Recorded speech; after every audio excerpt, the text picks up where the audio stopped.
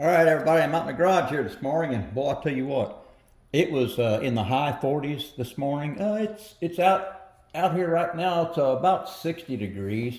I haven't opened the doors yet, but it's a little cooler outside. But well, I'll tell you what, fall is coming on strong. So I may have to start firing my heater up here in about the next month, I bet. My wife and I went to a cruise in last weekend over at the Romaine Buick Cross Point facility, and boy, I'll tell you what, it started out cool in the morning and windy, but by the afternoon the sun came out and it was not too bad. And here's the dash plaque that we got for that car show.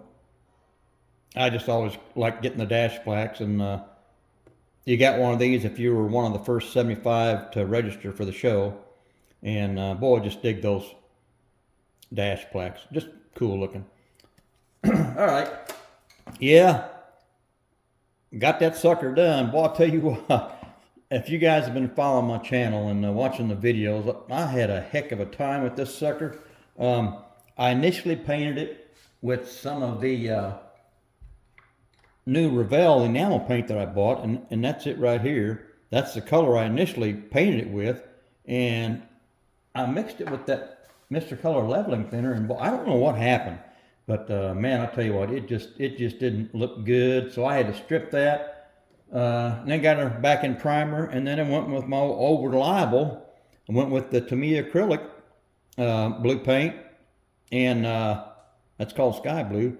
And daggone it if it didn't go belly up on me. So I, daggone, I gave up after that point and decided to, well, I stripped it down again and I got it all cleaned up, and I had a heck of a time getting that stuff off of there.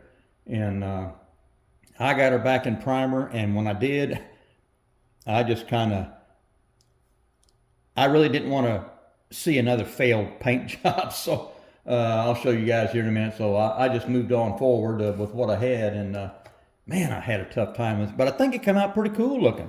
Initially, before I put any blue paint on it, when I had it in primer, I did a mock-up, and I remember on one of my videos there, boy, I really liked the way it looked.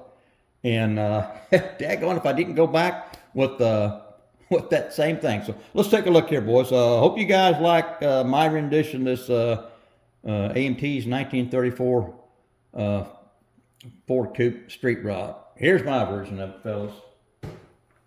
Let me zoom in a little bit here. There we go. Maybe that's a little better. Maybe I'll move it in a little bit. All right. Yeah, I think it turned out pretty cool. I'm really digging it. The paint now that's the Tamiya's gray surface primer. After I cleaned it all back up, I reshot with that gray surface primer and then put it in the dehydrator for a few hours, and then I think a couple days later I ended up clearing it with the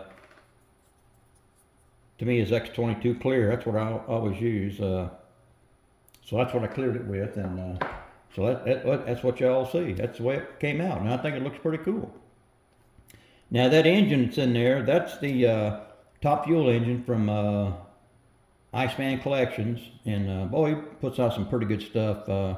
And a lot of you guys had commented that blower belt there wasn't wide enough. I tried to find, I looked at Walmart and places for some little packs of rubber bands, and I couldn't find a black rubber band that would have been big enough to fit. So I just left it the way it was. It looks okay to me.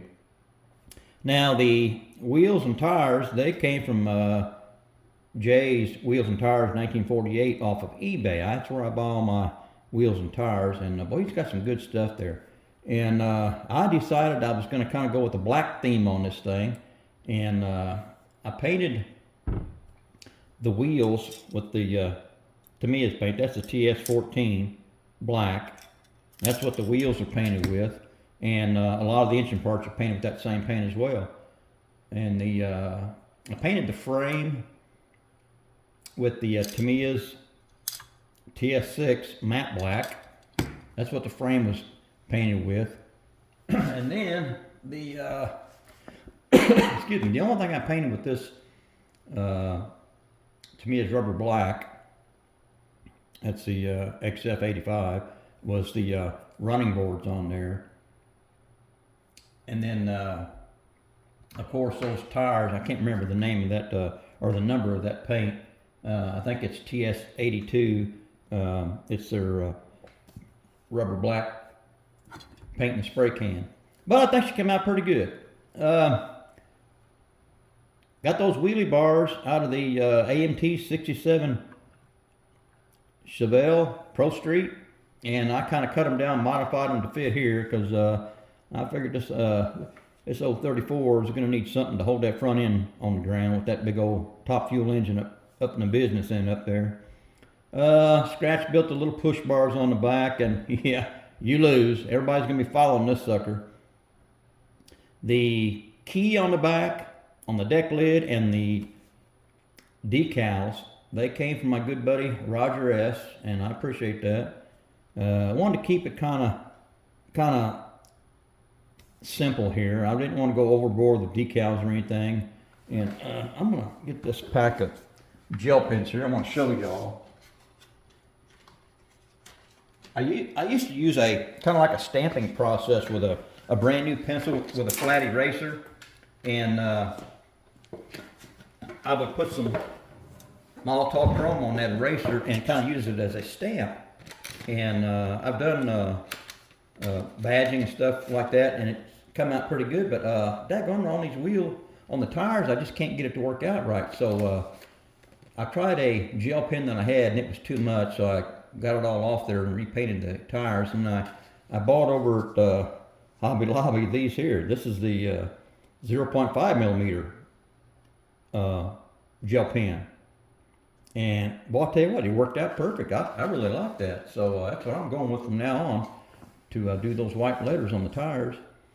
And I hit the lug nuts and the dust covers down there on the bearing with the Molotov pen. And boy, I just think it came out pretty cool looking. All the only thing I did on the, other than the gray primer on the body, I painted the front and rear frame around the glass. I painted that with the TS14 black as well.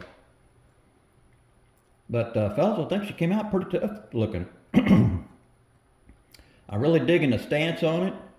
I think it looks pretty cool.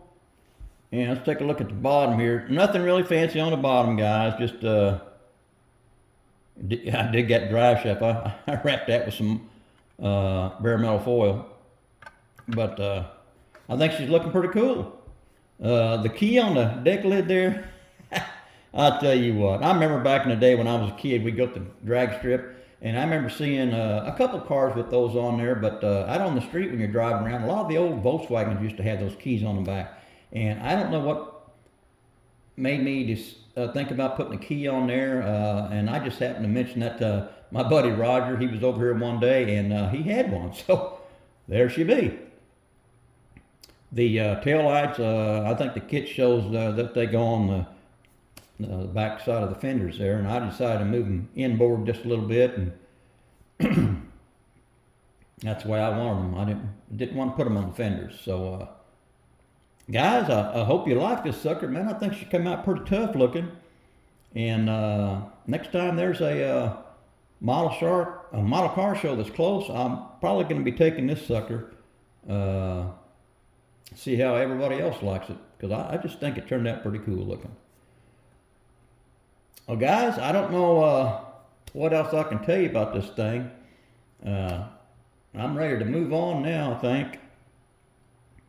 Still got I'm now working on my 50 Chevy pickup, but I want to get this one done and get it in a display case and keep the dust off of it, and I think she turned out pretty good there. So, all right, fellas, let me know what y'all think about this rendition that I come up with for the AMT 34 Ford Coupe Street Rod. All right, now, even, the kit calls this a 34 Ford Street Rod 512 Coupe, but to me, it's a drag car. Yep, because I was asking you guys what y'all thought this thing might be, but yep, it's a drag car. All right, guys, I'm done.